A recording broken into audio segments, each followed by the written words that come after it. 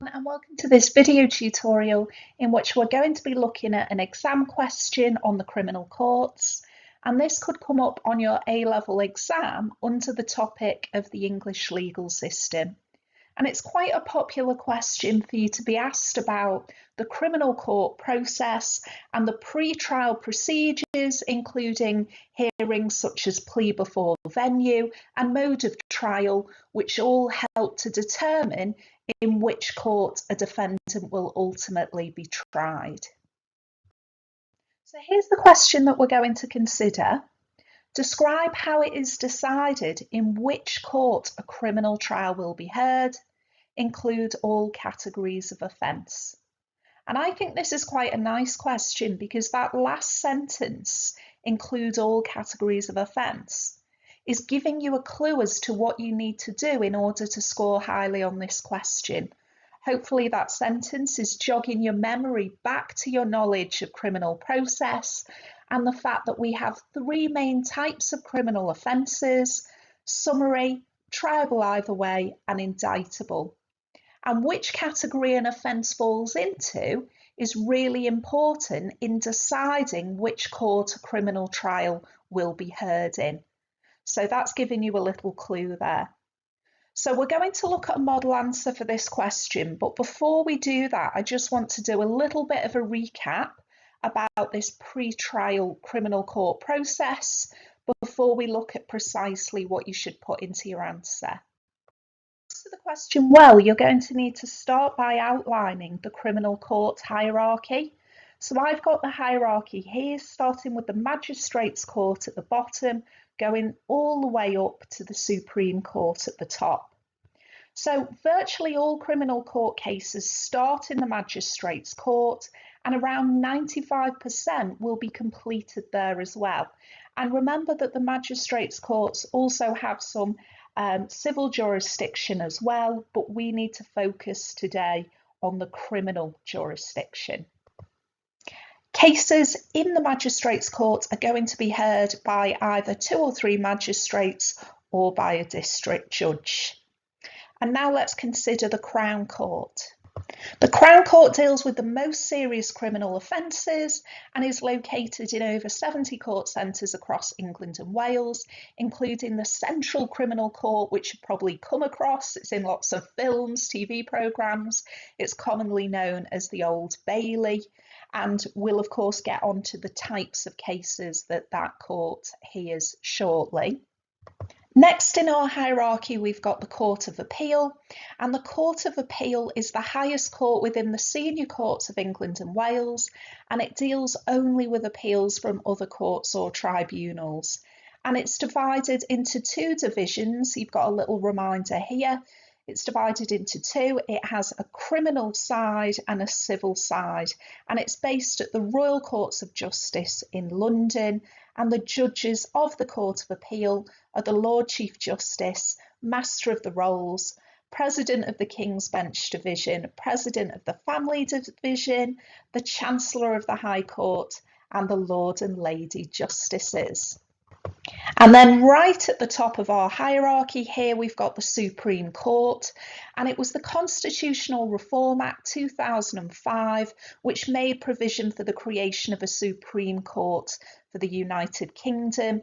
Prior to the Supreme Court, remember, the House of Lords used to be the highest court, but now it's the Supreme Court.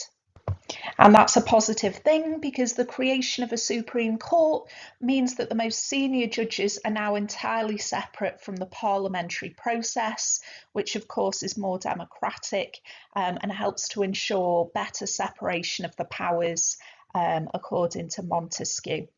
It's important to be aware that the Supreme Court is a United Kingdom body. It's legally separate from the England and Wales courts, as it's also the Supreme Court of both Scotland and Northern Ireland. And as such, it falls outside the remit of the Lord Chief Justice of England and Wales in his role as the head of the judiciary. And the Supreme Court opened for business in October 2009 at the start of the legal year. So that's a little reminder of our criminal court hierarchy. Also need to be sure that we understand the mode of trial.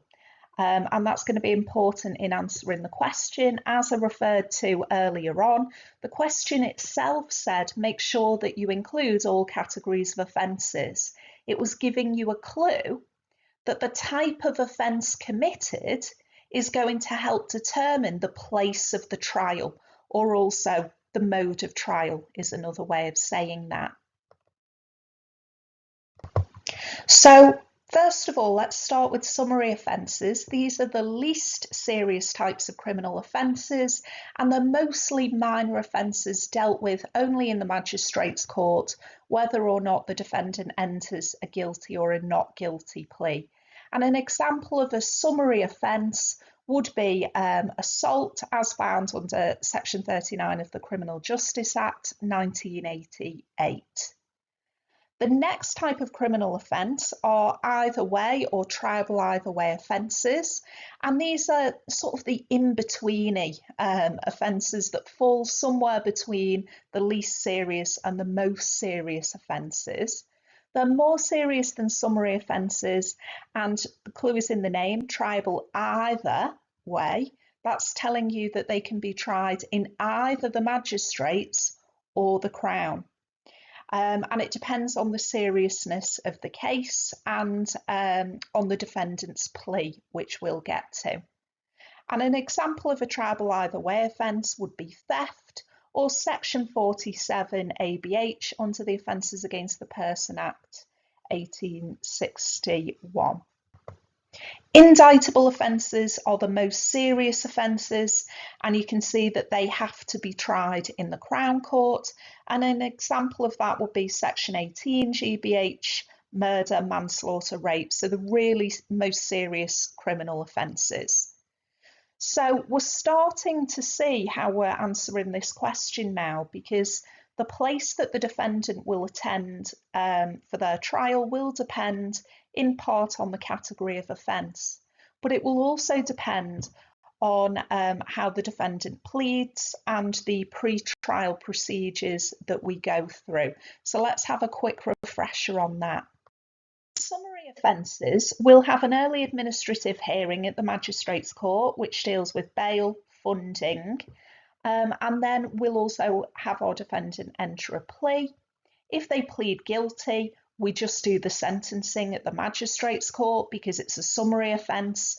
We obviously don't need a trial if they've pleaded guilty because they're saying, I did it.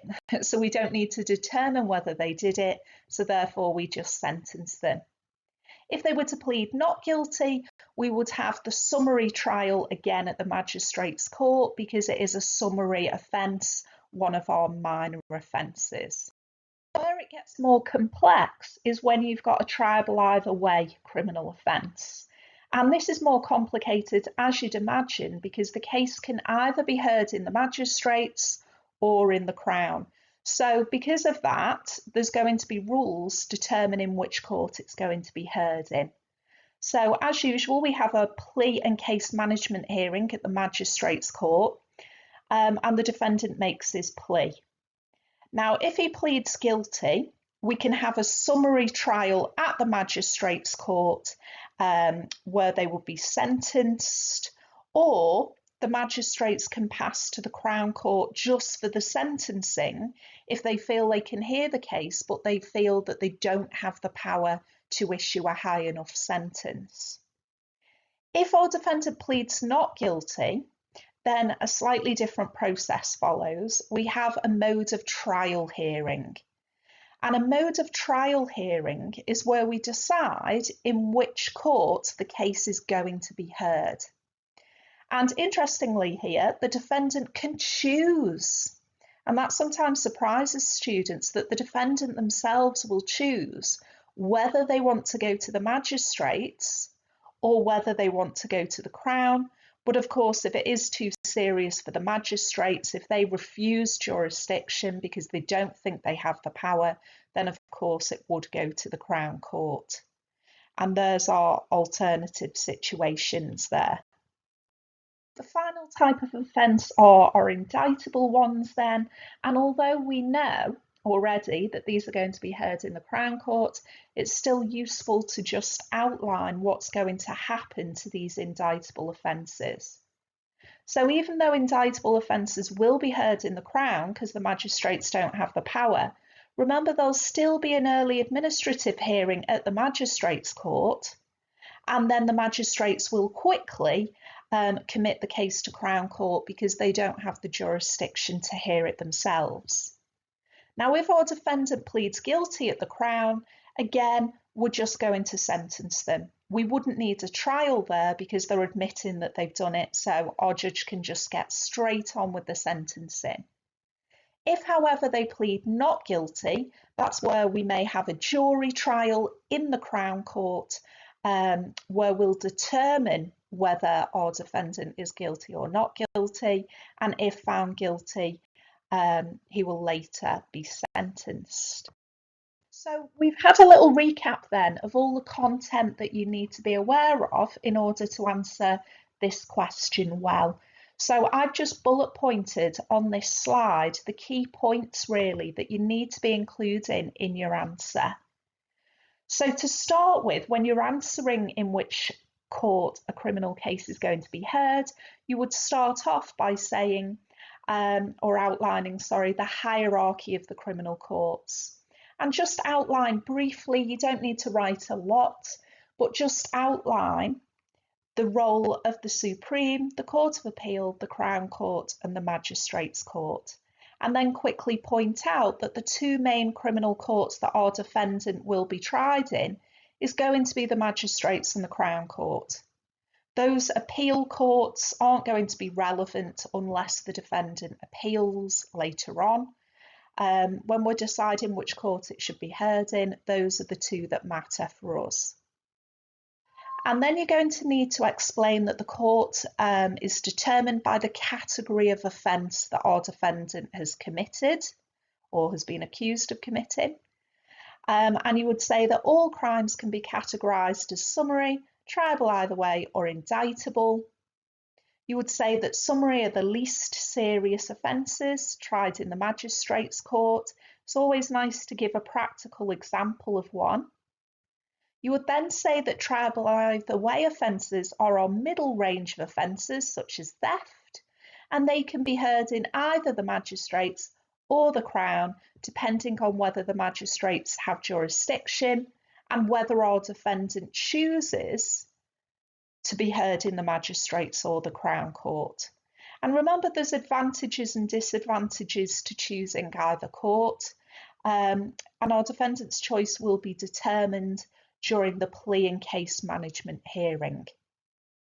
So, defendant might choose trial by jury in the Crown Court because he might like the idea of having a jury as opposed to just 3 magistrates. But you do risk a higher sentence in that particular court, but I've put as a side note there. But do remember, even if our defendant opts for the Magistrates' Court for the trial, the magistrates could still send them to the Crown Court just for the sentencing. So that's something to bear in mind. And then talking about the indictable offences are the most serious, such as murder, and they will always be heard in the Crown Court on indictment.